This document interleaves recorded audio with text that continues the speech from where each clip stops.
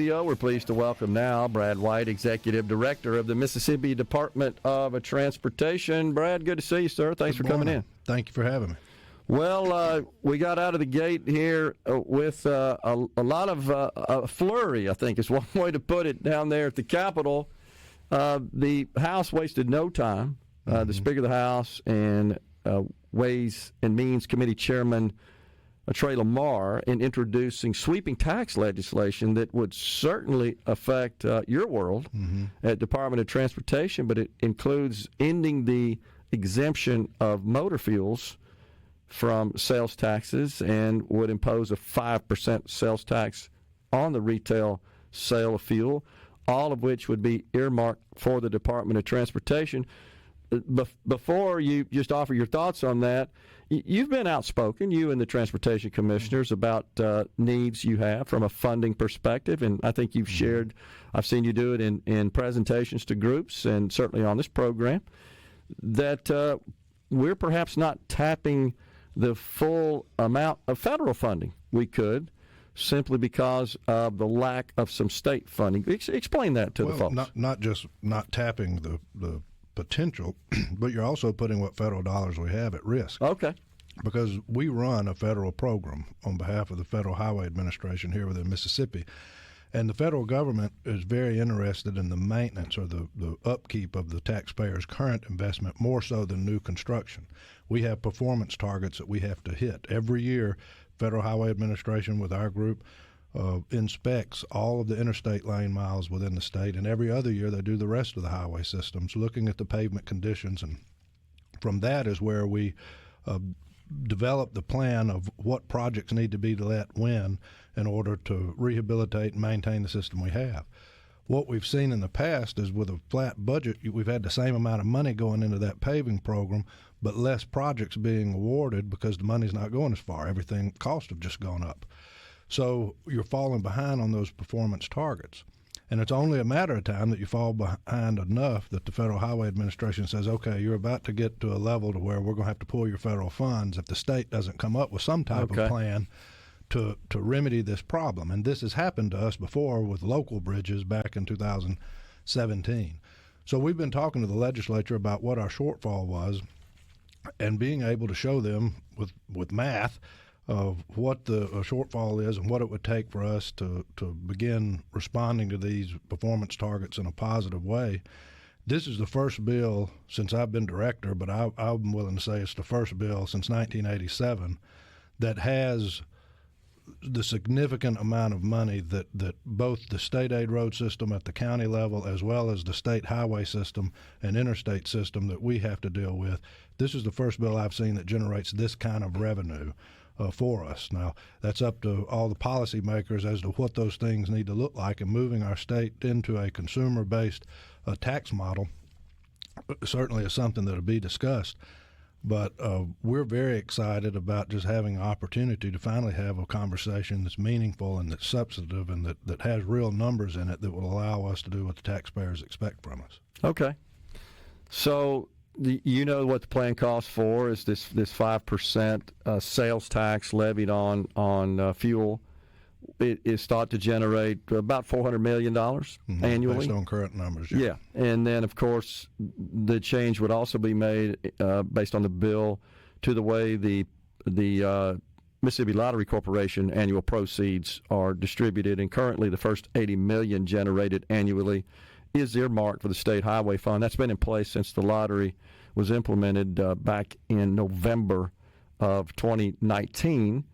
And we've hit that $80 million threshold every year that's been transferred. Of course, that is honestly a small part of your total annual budget. Our over budget's about 1.4. 1.4. Okay, I said 1.2 in the last segment. And, so $80 million, while it's very helpful, I mean, it is a small portion. And the lottery was set to sunset. I mean, we weren't guaranteed to continue receiving first 10 years beyond 28.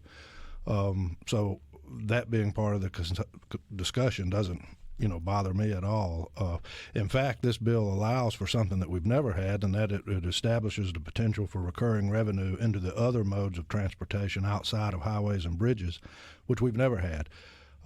Session before last, the legislature gave us $30 million to invest in those modes. With that, we were able to leverage $120-something million in federal funds. Yeah. So that's a 4-to-1 return on investment. So having money to put into rail and airports and the waterways around, I think is meaningful as well. Yeah. So Brad, I know you've heard this before. To those who say, well, the Department of Transportation doesn't need any more money, it just needs to tighten up and operate more efficiently and eliminate waste and so-called unnecessary spending. What do you say to that? Well, I just tell them to look at we've been audited over and over again. We've had performances audits put on us. We have looked at our efficiency measures. We're always looking for ways to improve the way that we do business. Last year, we broke a record by awarding over $1.2 billion in highway and bridge contracts. That's the most the department's ever been. Again, we're running a budget of about $1.4 billion. I think that we're making the dollars go just as far as what we can. Like I said, the money just doesn't go as far. So you are seeing, while the same amount of money is going into these paving projects, you're seeing less of those paving projects, which means we continue to fall behind on these performance targets.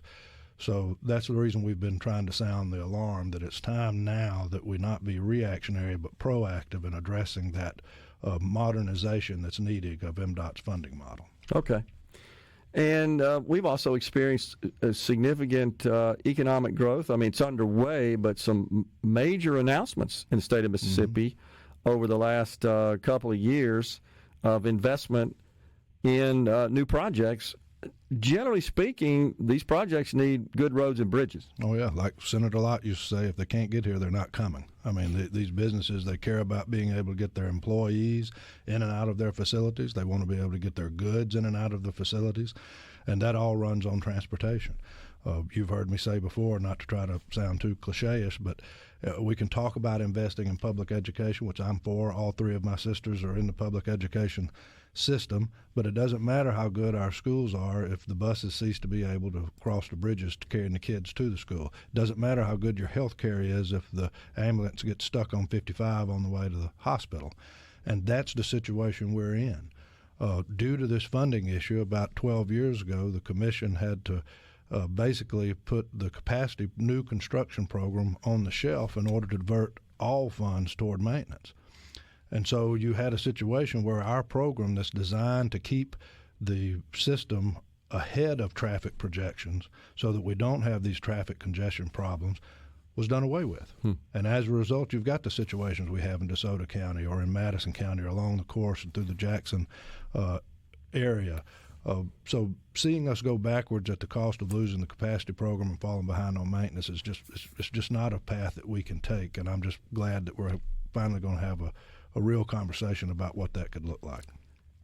Do you have any thoughts about whether or not, and this may be a little bit more asking for your political opinion, but do you have any thoughts about whether or not a sales tax makes sense over increasing the excise tax? Is that do you have any insight into why they selected that approach? Well, traditionally, we've always funded our transportation system from some type of user-based model. You're going to pay more taxes to contribute to the transportation system the more you drive your vehicle, or the more that's worked. So traditionally, that's where we've always looked at. So I think it makes sense that that's where they were looking at here upon the elimination of the income tax. Other states do it differently. We've talked about the opportunity for a more diversified approach in doing it. We've talked about opportunities to try to simply just live within the existing budget we have and devoting more funds into transportation. What this bill does, though, is it has a couple of different things. That you're trying to remove the tax on work, which we've never been involved in that conversation before because that's not our responsibility at MDOT.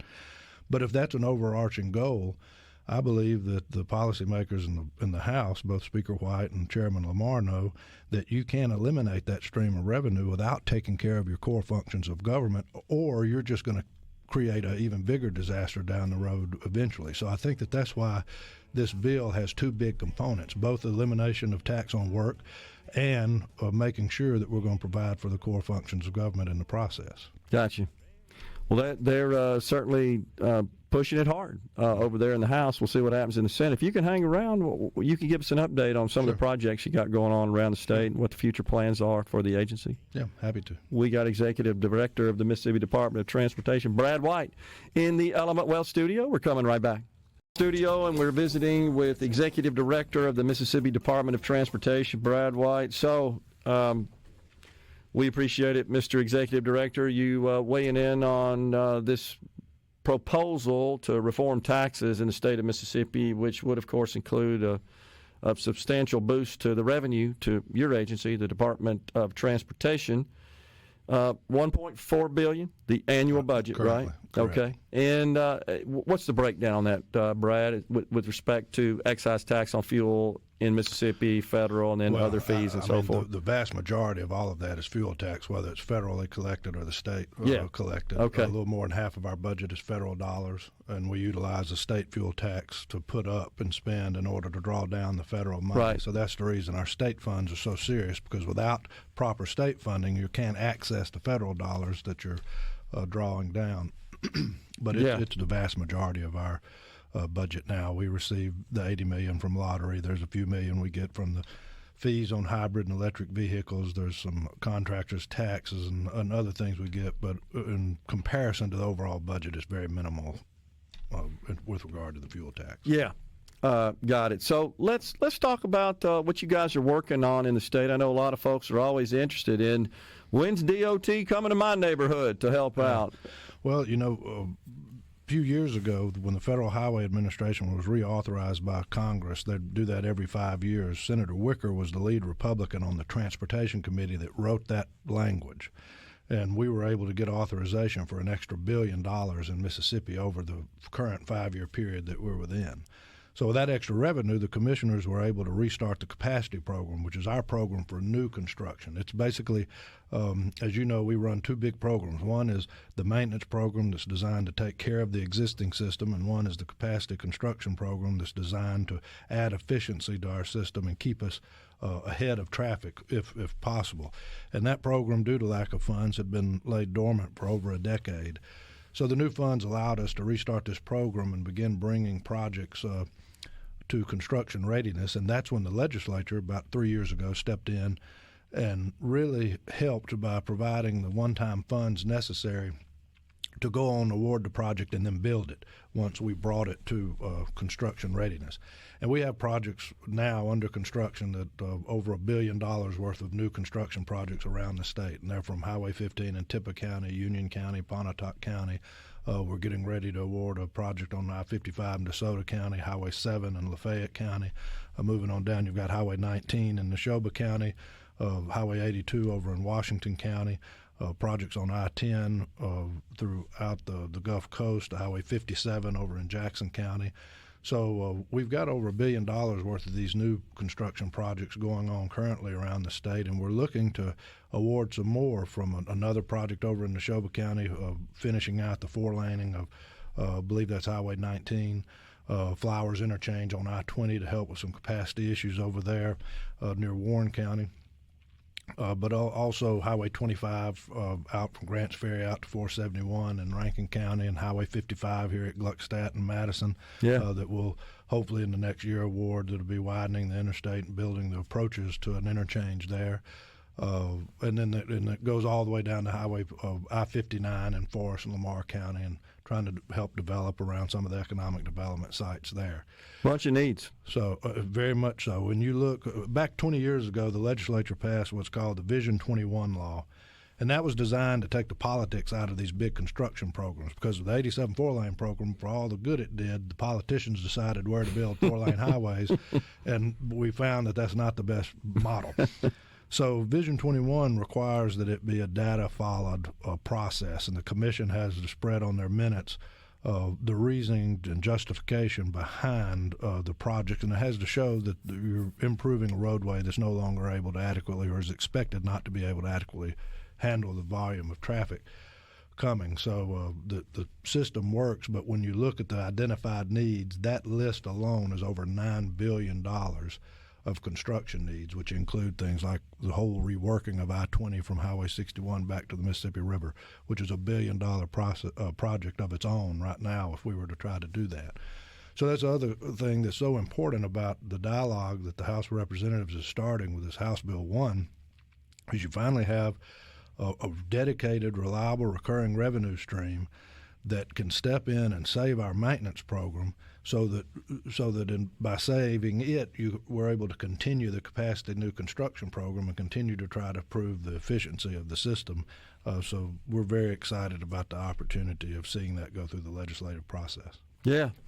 Well, I know as well that there's a lot of stuff going on in my home county in Madison. I'll just use that as an example because of this big AWS project. You're aware that the state is loaning money to the county, and you guys may have some involvement in that as well, I'm thinking. But ours is just around the I-55 and the new interchange is going to be cover the bridge that they're building with regard to the local project that will cross 55. I got you. What we will do is come in and add the lanes, widening the interstate, and then as soon as the interstate's widen, we'll add the approaches to that overpass, creating an interchange there that'll help alleviate some traffic off of the other routes around there. I will say that back in December, I traveled all the way up to the corner to Tishomingo County, and I will tell you, I was impressed. It's been about 10 years since I've been, through that area, with just the improvements around Tupelo and all the way up to the corner of the state. Right. Very impressive, and so a lot of work's been done. I do think that like I said, I think we do a very good job of making sure that we get as much of the dollars that we're given as possible to the projects that the taxpayers expect to be seen. Every year we provide a plan to the legislature, and it shows where every penny is obligated in a project by county. Okay. It shows the termini and everything. So we have tried to improve our transparency with the legislature to say, look, if you want to know where we're spending the money, this is where it is, and it follows some data-driven processes that kind of removes the politics out of it, which is another aspect that I like. Well, and clarify that, if you would, Brad, for our audience. Who makes these decisions on, what projects get prioritized and where the money goes? Well, two different things. Our maintenance program is devised from the data that's collected from Federal Highway and our own research people when they go out and survey all of the pavement around the state. Like I said, every year the interstates are looked at. Every other year the rest of the state is looked at. And that pavement condition goes into a document, and it's from that our engineers and professionals are able to say, all right, this is the one that we need to work on first, and then this one, and then this one. And that priority list is set out, and the commission is bound to follow that. Through that, particularly if you're going to use any of the federal dollars in it, it has to follow that rhyme and reason that's backed up by the data of the pavement condition. The problem we've run into is the same amount of money that's going into that's not going as far, so you're starting to fall behind in those performance targets of that. As far as the new construction projects, I mean, that's the discretion of the elected commission.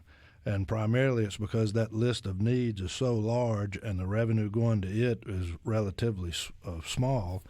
You've got, like I said, a $9 billion list of needs and $120 million that we're putting into it every year to try to cash flow those projects outside of the ones the legislature have just fronted the money to build completely. Yeah. So they're able to pick from that list to try to move what projects they deem most important to the forefront, so that it's the people's elected commission that determined that with a capacity project. So do they do that together as a commission? I mean, so because I'm assuming that each commissioner brings forth all the projects in their district. By law, they can only speak through their minutes, so they have to work as a team, as a unit. Okay. And that takes a lot of the politics out of it, too, to be sure. One end of the state's not preferred over the other. And I think the commission we have now does as good a job of any commission I've been around at working together to try to tackle the needs in their state. Okay. So but those projects and that they pick also are part of that 3-year plan that goes in front of the legislature every year. To what extent does the public have any influence or voice on what those needs should be and how they should be prioritized? Well, they have direct access to their elected commission, quite often. I mean, our commissioners all the time are interfacing with the public, whether that be the local elected officials or whether that be civic clubs or other entities that would put them in the face of interested people. But also a lot of our work, the federal government requires there to be certain types of public hearings and input from the public and other things like that, even when a identified need has been placed, when we're looking at what that route should look like or how should it take shape. We're required by our federal regulations to gain input from the public even through that process. So they're very much a part, to the degree that they want to be, a part of what we do. I got you. And would you suggest to the public, if they wanted to perhaps have a voice and just provide some suggestions, they should reach out to their commissioner? Absolutely, and many do. I mean, Okay. my first job in government was as assistant to Commissioner Dick Hall when he first became Transportation Commissioner, and that's what I did every day, was to take the calls of people that said, hey, there's a need here, or we've got a problem here, and making sure that those got in front of the commissioner and ultimately in front of the commission. My experience is all three are responsive. Very responsive. Is the way that goes. Brad White, Executive Director, Mississippi Department of Transportation, thanks for coming in. Thank you very much. Yes, sir. We're coming right back in the Element Wealth.